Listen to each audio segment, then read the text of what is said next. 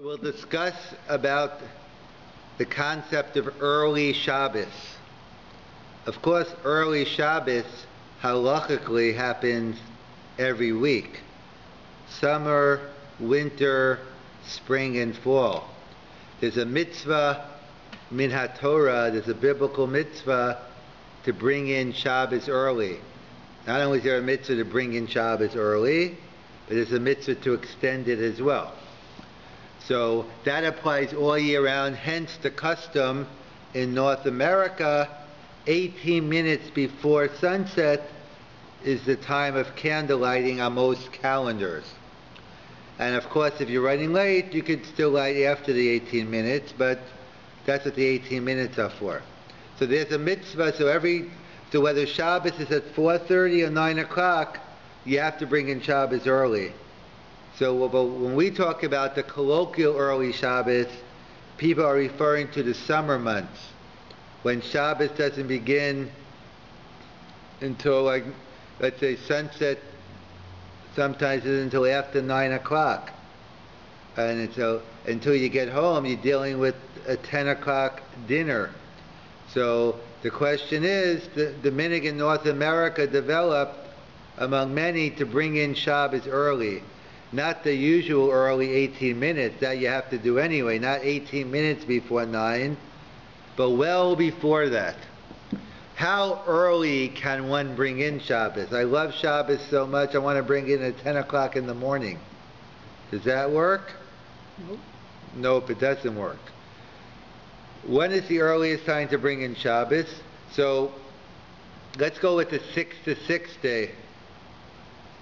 A 6 to 6 day, so a 12-hour day, so an hour and a quarter before sunset, that would be 4:45. That would be what they call Plag HaMincha. So what's the relevance of this time period, 4:45? So it's actually a discussion in the Gemara in Brachas about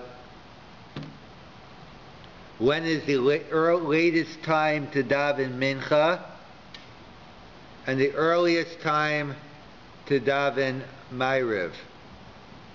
So Rabbi Yehuda's opinion is you could daven mincha until 4:45 in our example, and at 4:46 you could daven evening service. That's the opinion of Rabbi Yehuda. The Chachamim disagree and say you could daven mincha until sunset, in our case 6 o'clock, and then preferably nightfall, but at least after sunset, one could daven ma'ariv. Those are the two opinions in the Talmud. So who do we follow? So the Gemara does something it doesn't usually do. It tells us, pick your own poison. Ovid kamar, Ovid kamar. Whoever you want to pick. You can take Rabbi Yehuda's opinion, you can take the Chachamim's opinion. You just have to be consistent if you're going to take them. It's a further discussion.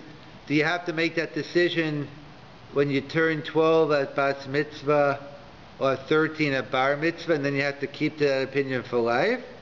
Or no, we assume, at least the minhag is, that at least every day, you can choose something different every day, but at least during that same day, you can't change. In other words, once I daven mincha after 4:45, so I'm following the opinion of the Chachamim. So I can't daven ma'ariv at 5 o'clock anymore, because I'd be following Rabbi Yehuda's ma'ariv. So that's what they call a tarte desastre, a contradiction. Mincha, when you daven mincha, it's screaming at its daytime. When you daven ma'ariv, it's calling out nighttime. So you can't have both. You can't daven mincha and ma'ariv at the same time zone. So this is relevant to our discussion. So according to Rabbi Yehuda, who says Plag HaMincha already is the beginning of nightfall, at least because if you could daven ma'ariv, so therefore that seems to be the opinion of the commentators. The earliest time to bring in Shabbos is at Plag HaMincha, which is 4:45 in our example, but it could be about does it say on the calendar? Earliest candle lighting. If you take that calendar, it should be on there. What month are you in? August. Yeah, so July. So look at July 16th or July 15th. July 15th, Friday, evening service is 7 o'clock. Yeah. And the earliest candlelight is 7:24. Right. So 7:24 is Plag HaMincha. So therefore you can't bring in Shabbos until 7:24 this week. It's constantly changing. It's going to be getting earlier rather than later now. But that's what it means. So you can't bring in Shabbos before Plag HaMincha, which is 4:45 in our example, or 7:23. So we know so why do we start davening at 7 o'clock? So the ideal it works out well now, because you're supposed to finish mincha before 7:23. So if you start at 7 o'clock, it shouldn't be a problem. And then you go from mincha into Ma'ariv, and it's fine. In fact, I want to point out that even, let's say you have some shuls have a 7:30 minyan throughout the summer. So what do? That means they're starting mincha after Plag HaMincha, and then the davening Ma'ariv while it's still day. So that Shabbos is less of a problem, because some say, the Aruch HaShulchan brings down that if you're accepting Shabbos, so therefore we view it like the next day. So even though during the week, Rabbi Yehuda and the Chachamim would say about not having a contradiction, but on Friday night you wouldn't have one, because if you accept Shabbos at 7:30, at 7:45, that makes it into nightfall, and therefore wouldn't be up. So Friday night's less of a problem in terms of that, in terms of working out the davening. So the question is, what about in a town, or what about someone wants to go, let's say the husband goes to shul early, and let's say the wife doesn't go to shul, or so you're not married, you don't go to shul. So so the husband goes to shul at 7, is the wife bound to the husband that she also has to make early Shabbos? So Rav Moshe Feinstein has a tshuva. Somebody asked him about, actually, what about lighting candles and then driving to shul? How does that sound? It doesn't sound too good, but is it possible? So really the halacha is that candle lighting, you don't have to accept Shabbos when you light the candles. The accepted custom is for women, that's what they do, or men, whoever lights candles, if you don't have a wife, or etc. So the people who normally accept Shabbos when they light candles, they'd have to make a special stipulation saying, this time I'm not going to accept Shabbos until I get to shul after I drive. But those who never accept it, like me, I don't accept Shabbos with candlelight, I don't like candles, my wife does, so I accept Shabbos later. So are the husband and wife bound to one another to accept Shabbos? So Rav Moshe Feinstein has a tshuva saying no. Number one is you can light candles and drive to shul. That's not a problem.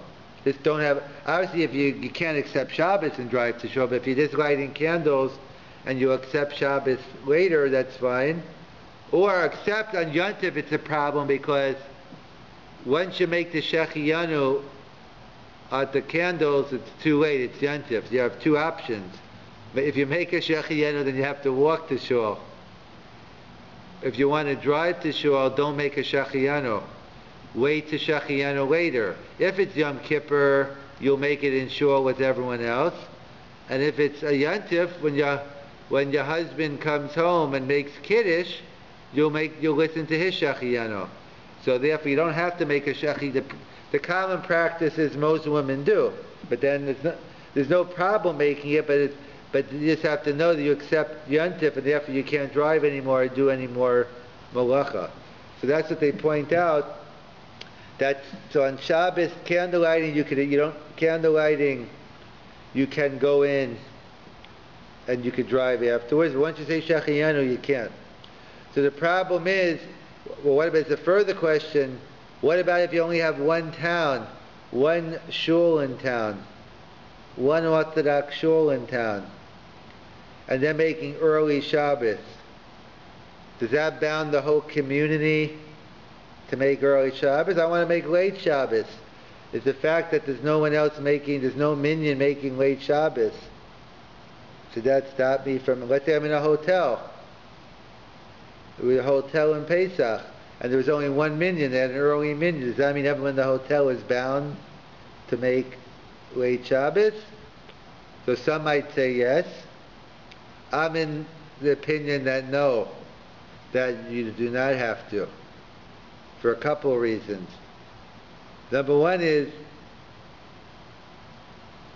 that Rav Moshe has a tshuva in a different context, but others apply it as well to here, that Rav Moshe was writing, why isn't a woman bound by a husband? Because, accepting the Shabbos, because why are you accepting Shabbos? Because you love Shabbos so much? Because of Kedusha Shabbos? Or because of convenience? Rav Moshe writes, and I don't see too many people bringing in Shabbos early in the winter. Because 4:30, you could bring in Shabbos at 3 o'clock, Plaga Mincha, around there. He says the fact that people only bring in Shabbos, again, you always bring in Shabbos early, but bring in real early, it shows you're doing it for convenience.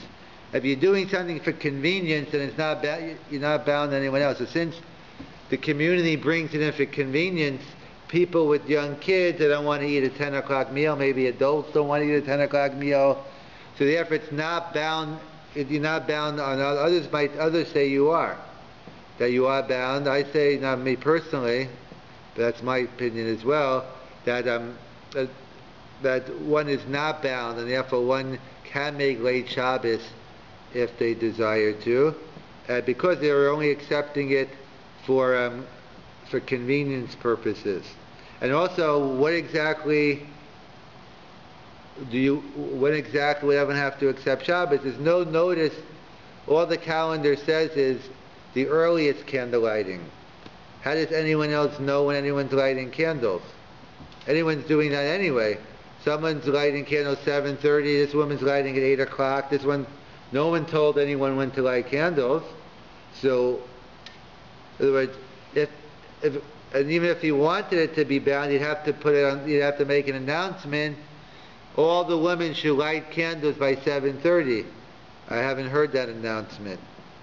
And even if I heard it, I'm not saying that you would be bound, but I'm just saying it certainly. See, it used to be during the time you lived near the shul, when the kahal made Baruch Hu, everyone heard it. They knew when Shabbos was. But today we're scattered out. No one knows when. And then there's a separate question. First of all, we have Orthodox Jews in this community that don't accept Shabbos early. But let's assume all of them did. But let's say, do non-observant Jews count as part? Well, they're not accepting. They might never accept Shabbos, but they're certainly not accepting Shabbos early. Does non-observant Jews fit into the? So it depends. So some say that no. Rav Shochet says they don't go into the rabbi in Toronto. That's what Rabbi Rosenfeld told me. He's a big believer that you have to accept Shabbos together with the cow early. He doesn't want to. He'd rather make late, but he feels he has to. That's what Rabbi Shochet told him. But he didn't have all the facts. But he didn't know the Orthodox Jews would keep it. But I spoke with someone, and they quoted Rav Shimon Schwab, who was one of the great rabbis of our past. He was in Germany, Frankfurt am Main, what do you call it? Yeah, and also then his community, the Yekis, moved to Washington Heights. So I heard in his name, he says yes, you can count non-observant Jews, and since they're not accepting Shabbos, therefore you don't have to. I'm even saying without that, but that's just an added factor to buffer me. So the bottom line is you're not obligated to accept Shabbos early, even if you don't only. Again, that's a discussion. My opinion is you don't have to. The problem comes up. This is a major North American problem because we're the first communities who really brought in early Shabbos. In Europe, you didn't really have it. And Israel, it's not so late. Maybe some of the American influence in Israel, maybe people are doing it now. But I had got this question about 10 years ago from someone in the Catskills. It was the first time I heard the question. Since then, I must have got the question 25 times since then. And I realized, why don't I see this question asked like in the earlier sources? And I said, because no one had the Shiloh, because it didn't happen. There's a major problem today. There are people, let's say, who are single. That might be a major problem, but that's not the problem I'm addressing here. People who are single, people who lost the wives now. Basically, they're someone who's alone at home, and he or she, it's a sim, it doesn't make a difference too, and they light candles. So you have a problem here. 7 o'clock shul starts. The earliest time to light candles is 7:23, 7:25.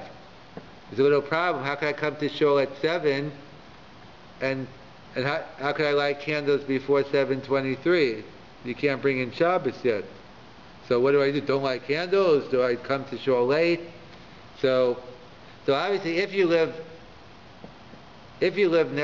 across the street from the shul, so you have, obviously the best thing would be is come to shul, daven mincha, go home, light candles, then come back. But it's not practical. That's the best advice for anyone who lives close.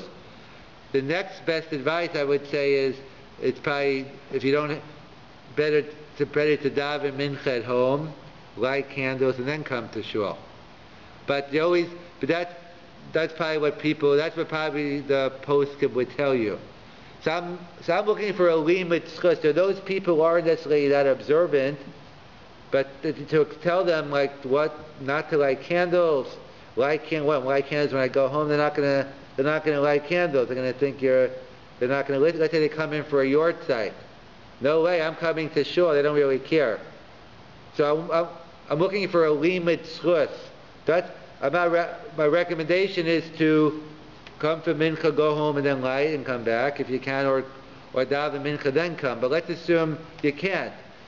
So is there any limit schus for someone to light candles before 7:23? So I think there are some. So there are a couple of reasons why I can make a case that, again, I'm not recommending it, but if someone does, post facto, maybe we could find a limit schus, we could find some merit in what they're doing. And we could discuss, without a bracha is not a problem anyway, perhaps even with a bracha. If there's no harm lighting without a bracha, either it's good or it's not good. So it comes down to a couple fundamental issues. Number one is, let's say the Gemara talks about a case Tosas. Let's say you had a fire going, a candle going Friday. This is before electricity. And let's say it was going to go for another 24 hours. And it's coming now for Shabbos candles. Do I have to blow out the candle and relight it? Or can I just use that candle that I have? So that's two opinions in Tosfos. The first opinion is Tosfos says, yeah, leave the candle going. You could use that for Shabbos candles. And the second opinion says, no, you need an act of kindling, and therefore one has to blow out the candle and relight it. The Ramah, the Shulchan Aruch seems to pass in like the second opinion, that you need an act of lighting, a Ma'aseh Adlaka. So that's the problem. If you light candles before Plag HaMincha 7:23, you don't have a Ma'aseh Adlaka because it's not recognized as Shabbos candles until. So that's one issue, but that's two opinions in Tosfos. We seem to paskin that's a major problem. However, what do you do in the following case? Let's say someone forgot to light candles, and it's ben hashmashas, it's in between sunset and nightfall. So the Magen Avraham writes one could get a guy to light the candle for you, and then you make the bracha. So what do we see from this Magen Avram? There's no Maisa Hadlacha, there's no act of kindling, someone else lit the candle, and yet we say it's okay. So my point is, why should that case, if we pass it like I know the Magen Avram is difficult, others disagree, but the bottom line, the Magen Avram says it. So according to the Magen Avram, that getting a guy to light candles with you after sunset works, even though you don't have a Maisa Hadlacha. So too, lighting candles before Plaga Mincha should also work, because the candles are still going to be going. And also, there are two mitzvahs of candle lighting. Well, there's something called Oneg Shabbos and Kavod Shabbos. We all heard these terms, right? Kavod Shabbos and Oneg Shabbos. What's the difference between them? Honor to Shabbos, delight to Shabbos. So Kavod Shabbos means, according to the Vilna Gaon, all the preparations we do before Shabbos. Clean the house, get the food ready. Oneg Shabbos is what we enjoy on Shabbos itself. So which one does candle lighting fit into? Is that a mitzvah of Kavod Shabbos or Oneg Shabbos? So that's a discussion, but the Rambam seems to include it in both. It's both Kavod Shabbos and Oneg Shabbos. And when does Kavod Shabbos begin? Kavod Shabbos begins Friday morning. So if candle lighting is part of Kavod Shabbos, so maybe it's what to rely on to light before Plaga Mincha, because I can fulfill Kavod. And even if I don't get Kavod Shabbos, why is it any worse than getting Oneg Shabbos? It's like if when the Magen Avram says you light candles later. And in fact, what about lighting candles now for the mitzvah to be later? So I have precedent for that. What do we do on Hanukkah Friday? When Hanukkah, it happens every year at least once, that Hanukkah falls out on Shabbos, sometimes even twice. So what do? Usually we light Hanukkah candles at nightfall. It's a little problem. What do we do Friday night? When do we light Hanukkah candles? We light it before Shabbos. Why we light it before Shabbos? The mitzvah is not until 45 minutes later. So what do we see? We do the Maisa Hadlacha now, even though the mitzvah isn't fulfilled until 45 minutes later. So why not say the same thing by Shabbos? In fact, it's even more so, because Shabbos, the mitzvah is getting benefit from the candles. That's another side to say that you can make a bracha even earlier. And another proof is by Pidyon Haben. The halacha is that if you're not a Levi, you're Kohen, on the 30th day you do Pidyon Haben. Let's say a Kohen won't be around, but he's leaving town, he's going on vacation to the Catskills or wherever he's going, and he'll be away for the next he won't be around for the time for Pidyon Haben.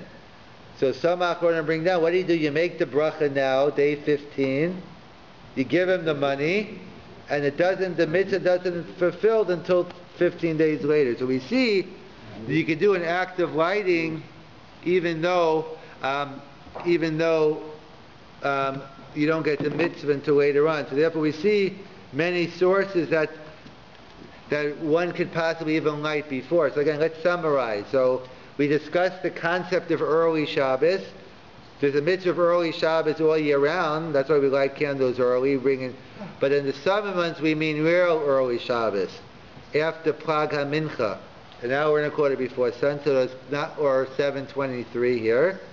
So that we said is a discussion we can bring it in, like Rabbi Yehuda says you could daven Ma'ariv right after Plaga Mincha. So too you could as well daven bring in Shabbos early. And we said even if let's say a husband and wife, a wife isn't bound, if a husband wants to bring in Shabbos early, he's going to shul, and the wife has more to do, get the food ready, take a shower or whatever, so she's not bound to his time. She could it's preferable she should bring in Shabbos before he comes back. He shouldn't be coming back and the candles aren't lit on that. But in terms of, since as Ramosha writes, since you're only bringing in Shabbos early for convenience reasons, not out Kedusha Shabbos, else you'd be doing it in the winter as well. He hasn't seen anyone bringing in Shabbos at 3 o'clock in the afternoon. So therefore it must be for convenience reasons, therefore it's not bound. And even if you have one community, one shul in town, or let's say you go to a hotel, there's only one minyan. So therefore, that's a discussion. I think me and others believe that you're not bound to bringing in, you could still bring in Shabbos later, even if they're bringing early, because that's for convenience reasons, not because of Kedusha Shabbos. And therefore, on Friday night, even though it's normally a problem of not davening during the same time zone, but Friday night's less of a problem. The Aruch HaShulchan writes that even if you daven mincha after Plaga Mincha, you could still daven Ma'ariv right away, because by davening Ma'ariv, you are bringing in Shabbos, and that turns it into the next day. So it wouldn't be a problem of a tarte decisive contradiction.